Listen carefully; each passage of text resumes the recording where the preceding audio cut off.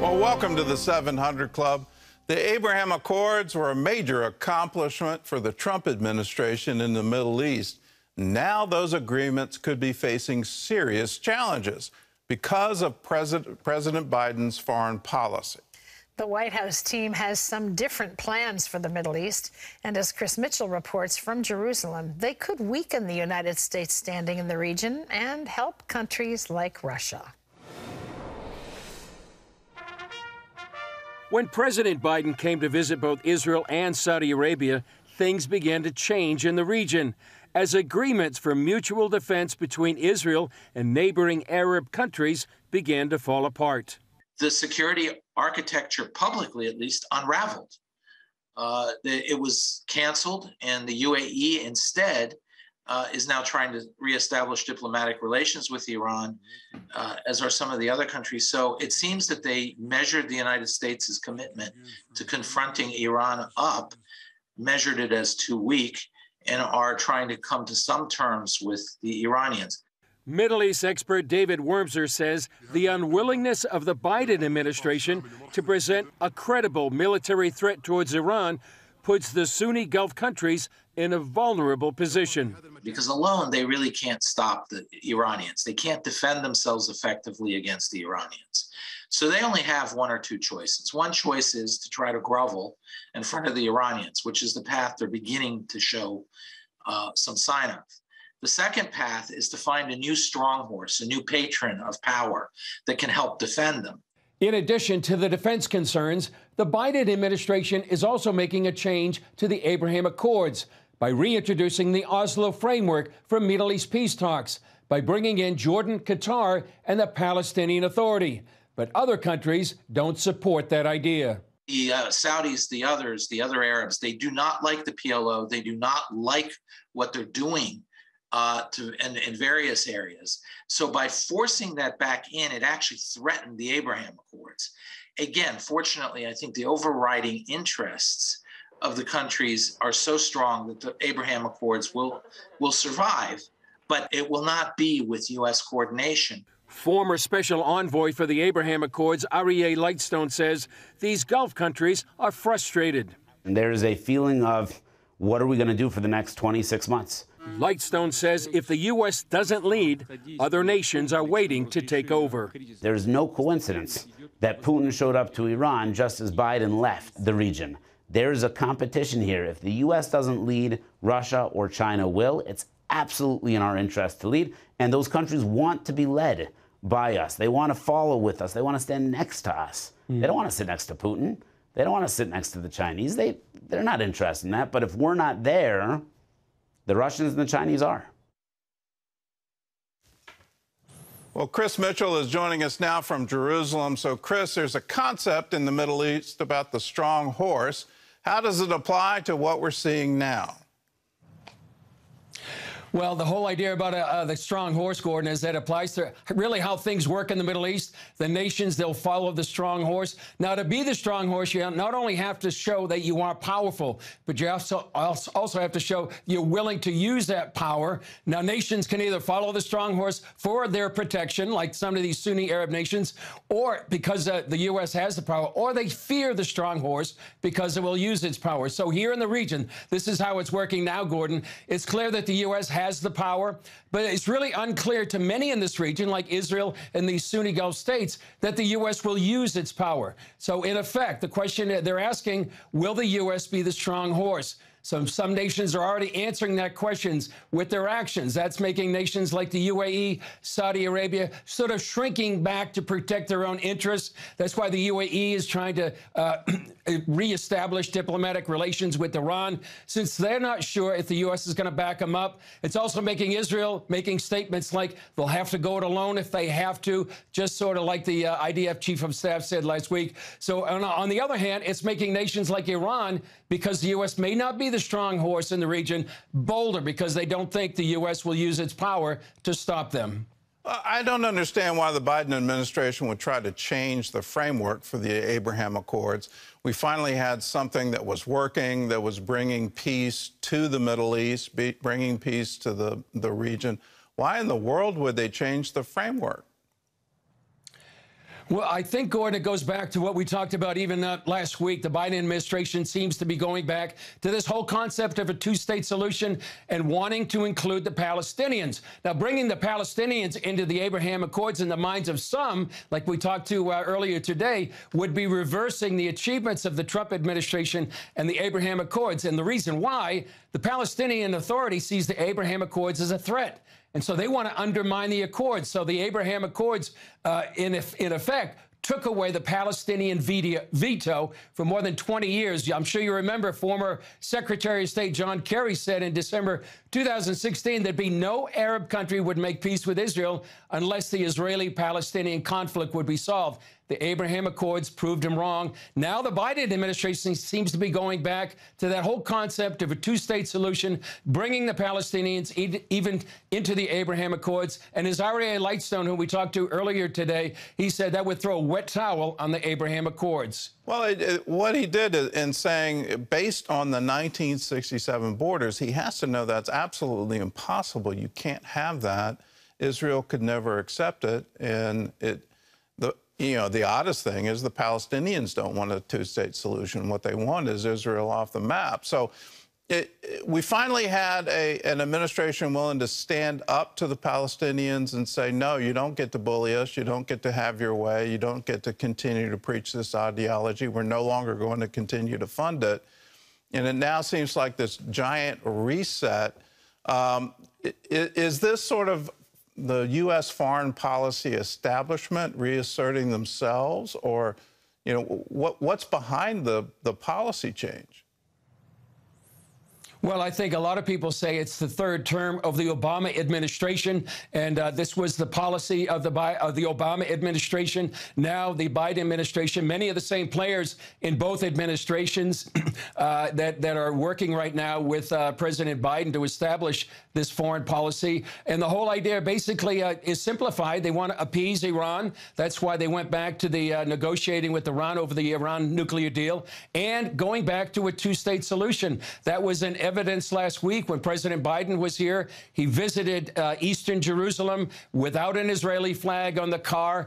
He talked about a two-state solution going back to the 1967 lines, as you mentioned. So that's what seems to be happening. The foreign policy that was there for 8 years with Obama is now in the third term, as some people say, with President Biden.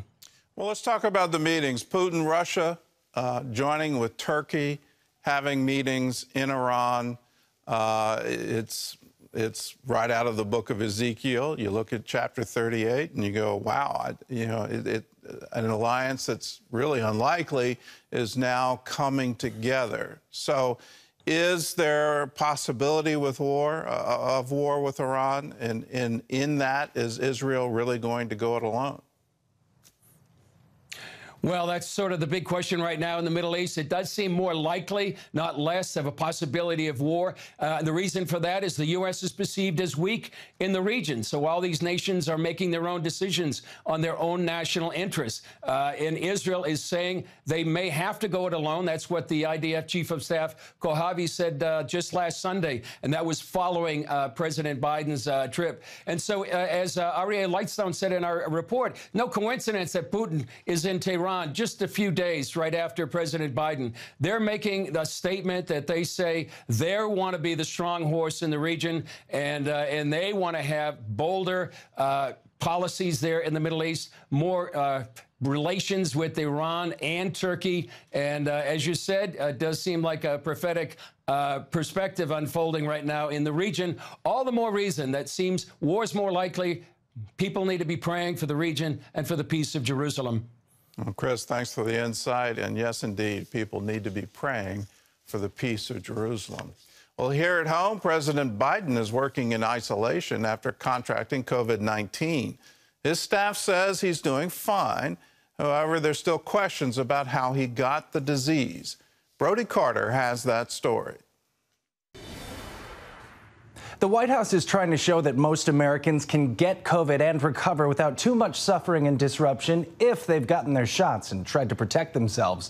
One major question that remains unanswered: where did the president contract COVID-19? He's had a busy travel itinerary as of late, including trips to Rhode Island, Massachusetts, and overseas to Israel and Saudi Arabia. When pressed on where the president contracted the virus, the White House said, quote, "That doesn't matter." Where was he infected? I don't think we know.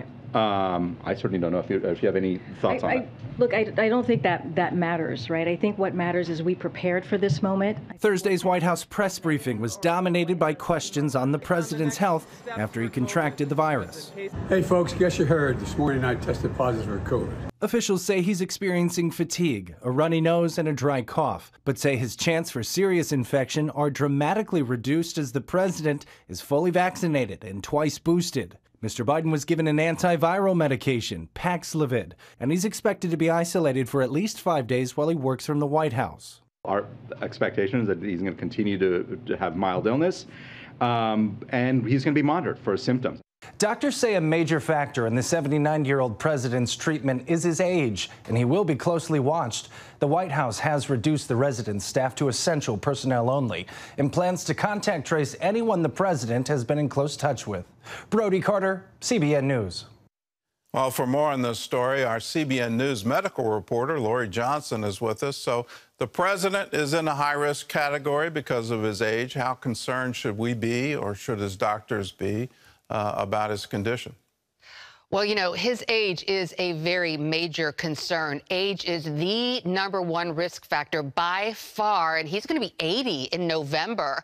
You know, Gordon, out of all the people who have died from COVID, 81% have been over the age of 65. And of course, he's well over that age. But yeah, doctors really aren't that concerned about him. They say that he'll probably just continue to have these mild symptoms because he's fully vaccinated, twice boosted, and although the vaccines don't prevent us from getting sick, they're very effective at keeping us out of the hospital. He's on the Paxlovid, that's good. But really one of the major issues is that he has Omicron. And this Omicron variant that's been with us since January is a lot less severe than the other variants we saw, like Delta, because it tends to stay in the head or in the neck. So people have symptoms like the president had, where you have a runny nose or a headache, congestion, sore throat, but not that difficulty breathing, which is what we saw so often with other variants like Delta. So that's why so many people are in pretty good shape, like the president, is there are so many things that mitigate this virus. But I should point out, Gordon, that we're still seeing more than 400 people every single day in America die from COVID. That's still far too many, but compare that to the worst of this pandemic back in January of 2021, where 3,300 people were dying every day. Okay, well, tell us about the medicine that our president is taking. I believe it's called Paxlovid. It's an antiviral. How effective is it, and will that reduce his symptoms and lead to a quicker recovery?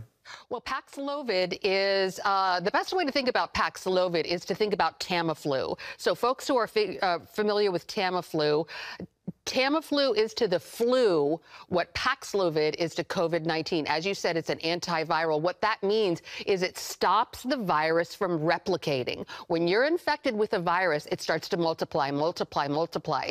So it's very effective. It's 90% effective at keeping unvaccinated, high-risk people out of the hospital. That's what the study showed. And the key, though, to Paxlovid, like Tamiflu, is that you want to start taking it early. Ideally, you want to start taking it 24 to 48 hours after the onset of symptoms. So, Gordon, I know you are a he-man. You're kind of a macho man. So when you start having symptoms, you ignore them until you can't function. So don't do that, because the idea with antivirals like Paxlovid and also Tamiflu is you want to take them as soon as you start noticing those symptoms. All right. Well, I'll ignore the he-man. Let's get back to the vaccine. Under the new variant, it doesn't seem to be effective to actually stopping you from getting it. So should we still be looking at getting boosters? And is there going to be a new booster for the Omicron variant? Yes and yes. So doctors say if you are over 50 years old and you haven't gotten your booster this calendar year in 2022, you need to get it. You need to get it right now because vaccines have been shown to be very effective at preventing severe disease and death. And also not only people who are 50 and older, but under 50 who have medical issues like they may be immune compromised.